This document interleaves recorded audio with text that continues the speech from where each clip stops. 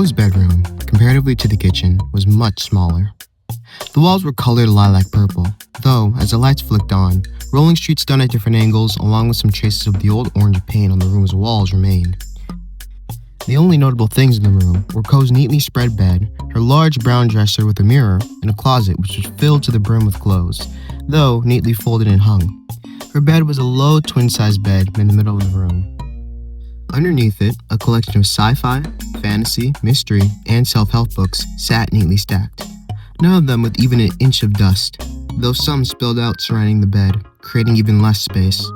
Like Ko's books, her mirror shined brightly, as not even a speck of dust or smudges could be found. A bunch of silly stickers of cats, dogs, and other animals surrounded the mirror, as well as a series of positive affirmations with messages such as, "Today's a good day for a great day," and "Looking beautiful today," neatly written with hearts and smiley faces. Both of her parents' eyes lingered on how much space the room had left to be filled. "Gee, Ko, some paint job you have in here. I thought you loved orange." Quietly, she corrected, "No, that's more yours." "Oh, well, don't you have any pictures of some friends or maybe some posters and stuff?" Her father asked, a pitying undertone to his voice. "I don't have any friends," she said matter-of-factly. "And posters are just pretty pictures I could look at on a laptop. It's a waste of money." Neither responded, simply looking at each other with surprise mixed with concern. Ko, noticing their odd reactions, realized they had rarely entered her room. She was the one who had often spent hours alone when they were off at work. And when her parents came home, she would always go to them. A strange hot feeling mixed with a familiar guilt built up in her chest, holding on tighter to her rabbit to the point he let out a sharp exhale from the pressure applied. She cleared her throat. Her attention shifted to her newfound friend's supposed home, nowhere in sight. Dad, where's my roommate's doodads and everything? Do you just want us to search for it like a game?" Her father snapped back to the present. "Oh, right, here, look it." He then stooped real low, even lower than Ko, to reach underneath the bed. Gleefully, he revealed a slightly large shoebox with air holes in it. Opening the top was a hamster sipper bottle, a small square bowl, and its bedding. On the outside sat a crude drawing of exactly Ko's rabbit glued to it. "Dad, the water's nice, but isn't it just a tad bit small?" Ko asked, tilting her head to the point where she nearly fell over. Unlike Ko, her mother clapped her hands with excitement. "So, you live small, birds of the feathers flock together. Plus, that saves all a bunch of money. And, aw, look at that little drawing. Go on, put him in, Ko. I want to see how it fits him."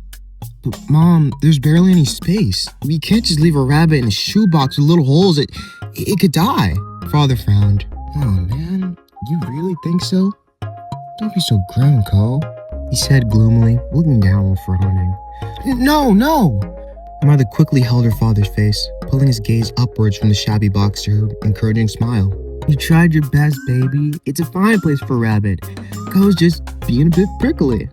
"Am not," she declared, her teetering between respect and a bit of upset. "I read it once. Rabbits need the space to run around, and most animals do." Both of them scratched their heads, Ko's logic infallible to them. "In that case, maybe we should make a bigger box," her father said, stroking his non-existent chin hair. "A better box." Ko quickly shook her head. No. Guys, please, we can just buy it on... Oh, speaking of boxes, Eric, there's something I've been wanting to talk to you about downstairs. Ko, show your rabbit around the rest of the room, okay? Just please stay out of our room, as usual. A bit upset by the sudden interruption, Ko hesitantly nodded along, still unable to tear her eyes off of her rabbit's supposed home, stupefied by her father's logic. As both of her parents left, Ko looked onto her rabbit for any feelings of surprise or outrage over being put in such a place to live, only to find her rabbit had seemed more focused on the entire room rather than their own space. The door shut, causing a pair of pants to fall from Ko's closet. "Oh, man," the rabbit said under his breath. "This is really your den?" Ko raised an eyebrow. "Yes, this is my room, silly rabbit. Where else would I rest?" Releasing himself from Ko's arm and jumping onto the wooden floor, the rabbit jumped onto Ko's bed. It frowned. "Your den is so lonely looking. where are the fun things? The fun feelings you're supposed to get when you look at someone's den. Feeling even more self-conscious, knowing it's not just her parents' judgments, Ko looked away, trying to divert the rabbit's attention. You know, I still haven't given you a name, bestie, but seeing as you could talk, I suppose you have one? Can you tell me your name? Ignoring the question, the rabbit then mischievously responded, I bet your parents have a real interesting den, huh? That's why they don't let you in there. It must be totally normal for them to give you little treats and take you on walks to make up for this. Make up? Walks? Yeah. Would the colorful glasses wearing one say? Birds with feathers like ours will put up with stuff like this for some walkies, right? Feeling offended, but not knowing whether to slightly raise her voice or yell, Ko asked quietly, Are you calling me a pet? The rabbit paused and gave a cheeky smile, and then jumped from the bed onto her dresser, walking across it as a way of highlighting all of the empty space. Not a pet. You're the one that cleans up for them. You feel like you have to because you're their offspring, and because you want them to treat you well. It's like you do tricks for treats, even when in your head, you act like you're the big one. Its eyes laid on Ko's clearly affected face, her eyebrows furrowed, and her mouth left open, stammering a bit. I don't know what you're talking about. Your name, what is it? She asked more firmly, needing the conversation topic to change. I swear, though, we're gonna have fun. We're gonna play a bunch of games, eat some good grub, and show them why they can't mess with you like that. Still upset by her rabbit's assessment of her, she answered cautiously, I suppose that sounds fun, but Buttercup. Letting the name sit for a moment, Ko looked up, thinking the name suited her rabbit. That's your name?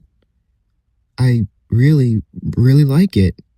I think it suits. No, he interrupted, still smiling. That's your name.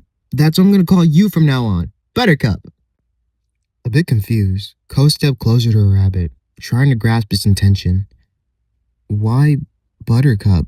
My name is Ko, short for... Because you're a buttercup. You're everyone's buttercup, and I like that. Buttercup, Buttercup. He repeated the name over and over, hopping on the floor playfully.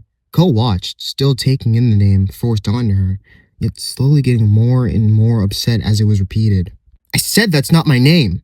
Her rabbit paused, staring up at her. I'm just calling it like how I see it. By the way, Buttercup, she growled a bit, balling her fist. You still didn't answer my question. Do your owners always give you treats before something happens to calm you down? Ko barked back, no one owns me and I don't get treats. He laughed a bit. Well then, did you know your parents are talking about leaving you soon? As a matter of fact, Wait, what? Her eyes widened, her body froze in place, so held by the idea of being alone, she nearly stopped breathing. What are you on about now? I can hear them, right now. Your parents bought me as a treat to keep you company for when they're leaving, which is now? How can you even hear that? Our rabbit's ears can hear a lot, and they're super duper loud too, all high-pitched and stupid about this big gig thingy. Ko held her head in fear. She'd never been alone in her 9 years of life, not completely, not far away, but entwined with that fear, she felt cheated, lied to. Her father told her buying a dog was something that happened on a whim. But if this had already been a set-in-stone outing, he had been hiding things from her. She grinded her teeth and clenched her fist. Her rabbit continued, something about a job in the Big Apple?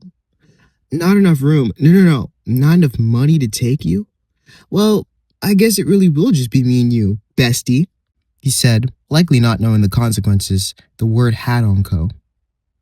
But a smug smile, paired with the word, enraged Ko even more. Before her rabbit could open her mouth again, Ko firmly grabbed him, gritting her teeth. Hey, what are you? It can't be. You're lying, Ko yelled, frightening her rabbit so much he stopped struggling from her grasp, completely stunned in place. Ko continued, minding her volume. My parents know I've got serious anxiety about this sort of thing, and they wouldn't go so long without telling me. I don't know what games you're playing, but it's not nice, Buttercup. That's right, you're the Buttercup, not me, she said, as if giving the name to its rightful owner. But after she finished yelling, the rabbit still